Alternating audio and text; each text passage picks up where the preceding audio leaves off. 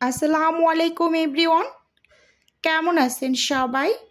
আশা করি আল্লাহর অশেষ রহমতে সবাই খুব ভালো আছেন। আলহামদুলিল্লাহ, আমিও ভালো আছি। স্বর্ণাজ কিচেনে সবাইকে আরও একবার ওয়েলকাম করছি নতুন একটি রেসিপি দেখার জন্য। আজকে তৈরি করে দেখাবো আলু আর ডিম দিয়ে বিকেলের জন্য মুচমুচে একটা স্ন্যাক্স রেসিপি। প্রথমেই এখানে আমি 2টা আলু সেদ্ধ করে নিয়েছি, সেই সাথে একটা ডিমও সেদ্ধ করে নিয়েছি। এখন এগুলোকে আমি গ্রেট করে নেব।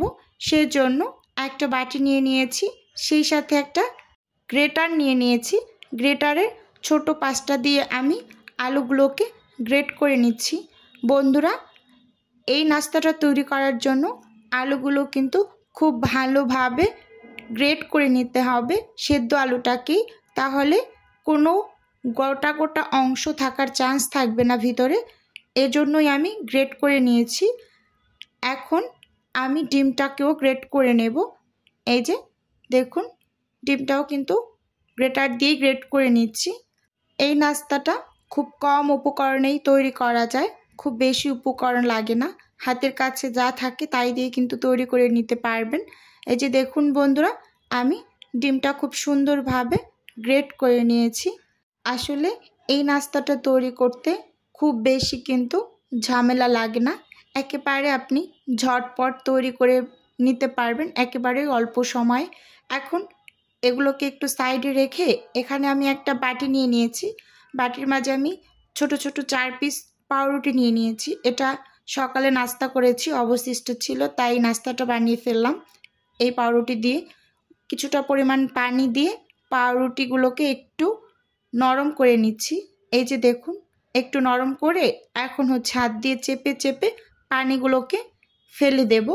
অবশ্যই পানিগুলো ফেলে কিন্তু ব্যবহার করবেন, না হয় কিন্তু পরে যখন আমরা আলুর সাথে মিশাবো তখন কিন্তু আলুর যে ডোটা সেটা একেবারে নরম হয়ে যাবে।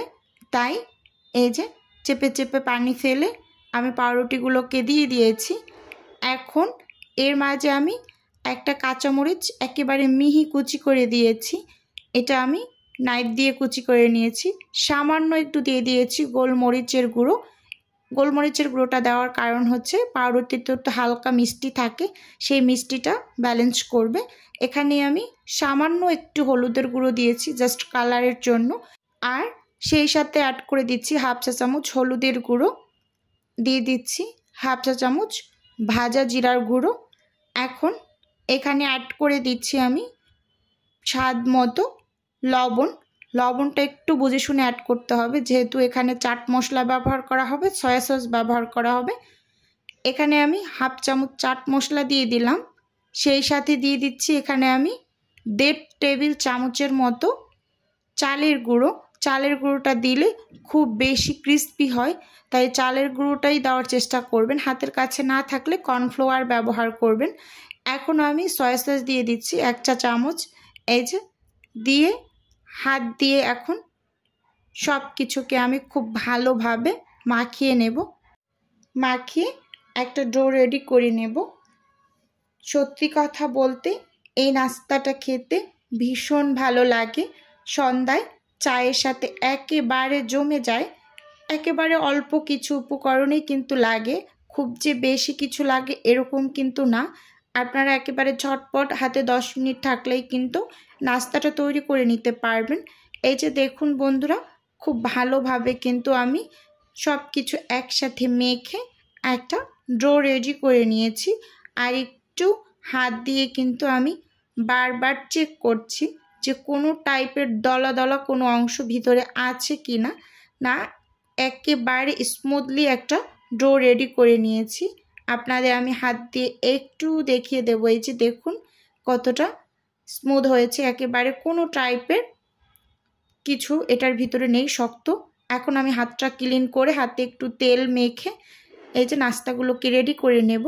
কিছুটা পরিমাণ ডো নিয়ে হাত দিয়ে এই যে ঘুরিয়ে ঘুরিয়ে হালকা করে একটু চাপ দিয়ে এই যে কাবাবের শেপের মতো করে নাস্তাগুলোকে আমি বানিয়ে নিয়েছি।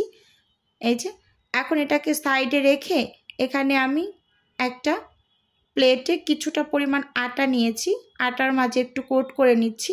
চাইলে আপনারা এখানে ব্রেড ক্রাম্পের ভিতরেও কোট করে নিতে পারবেন, কিন্তু আমার হাতের কাছে ছিল না, তাই আমি আটা দিয়েই কাজটা করে নিচ্ছি।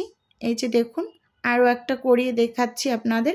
নাস্তা তৈরি হয়ে গিয়েছে, এখন আমি আটার মাঝে কোট করে নিচ্ছি। এক এক করে বন্ধুরা সব নাস্তাগুলোকেই কিন্তু আমি বানিয়ে আটার ভিতরে এরকম কোট করে নিয়েছি। এই যে দেখুন, প্রত্যেকটাই আটার ভিতরে কোট করার সব থেকে ভালো উপায় হচ্ছে আপনার ভাজার সময় কোনো টাইপের ভেঙে যাওয়ার চান্স থাকবে না। চুলোতে আমি একটা প্যান বসিয়ে এখন তেলটাকে গরম করে চুলোর আঁচটাকে মিডিয়ামে রেখে এক এক করে নাস্তাগুলোকে ভেজে নেব। এই যে দেখতেই পাচ্ছেন আমি এক এক করে কিন্তু গরম তেলের মাঝে নাস্তাগুলো দিয়ে দিচ্ছি। দেখুন, নাস্তাগুলো দেওয়ার পর 1 থেকে 1.5 মিনিট পরেই হচ্ছে আপনার নাস্তাগুলোকে কিন্তু উল্টে দিতে হবে, না হয় কিন্তু এক সাইডে অনেকটা বেশি কালার চলে আসবে, তখন আপনি আপনার পছন্দ মতো যে কালারটা সেটা কিন্তু নাস্তায় পাবেন না। তাই 1 থেকে 1.5 মিনিটের মাঝে আপনি নাস্তাগুলোকে উল্টে দেবেন।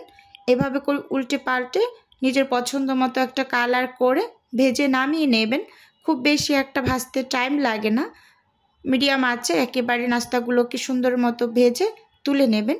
ভিডিওর এই পর্যায়ে এসে প্রতিদিনের মতো আমার প্রিয় আপু এবং ভাইদের উদ্দেশ্যে একটা অনুরোধ রাখছি, আমার ভিডিওর কোনো অংশ যদি আপনার কাছে একটুখানি হলেও ভালো লেগে যায় তাহলে অবশ্যই চ্যানেলটি সাবস্ক্রাইব করে আমার পাশে থাকবেন, আর ভিডিওর শুরুতে একটা লাইক দিয়ে ভিডিও দেখা কন্টিনিউ করবেন। আসলে সত্যি কথা বলতে আমি যাদেরই ভিডিও দেখি কখনোই লাইক দিতে ভুলে যাই না, এটা আমার অভ্যাসে একেবারে পরিণত হয়ে গিয়েছে লাইক দেওয়াটা। এই যে এখন কিন্তু খুব সুন্দরভাবে নাস্তাগুলোকে ভেজে তুলে নিচ্ছি, একেবারে পারফেক্ট একটা কালার চলে এসেছে, আর নাস্তাগুলো কিন্তু অনেকটা ক্রিস্পিও হয়ে গিয়েছে, উপরটা দেখে কিন্তু বোঝা যাচ্ছে। সবগুলোকে তুলে তেল ঝরিয়ে প্লেটে নিয়ে নেব। নাস্তার কালারটা কিন্তু মাশাআল্লাহ অসাধারণ এসেছে, দেখেই কিন্তু বুঝতে পারছেন। এই যে দেখুন বন্ধুরা, নাস্তাগুলো কতটা সুন্দর হয়েছে, আর খেতে তো মাশাআল্লাহ অসাধারণ লাগে। আপনারা একেবারে কম সময়ে বিকেলে বা সন্ধ্যায় নাস্তায় তৈরি করে নিতে পারবেন, কোনো রকম ঝামেলা নেই। হাতের কাছে যা যা আছে তাই দিয়েই বানিয়ে নিতে পারবেন।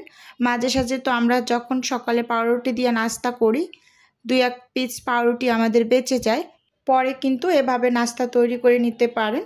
আজকের ভিডিও বন্ধুরা এ পর্যন্তই রাখছি, দেখা হবে নতুন কোনো রেসিপিতে।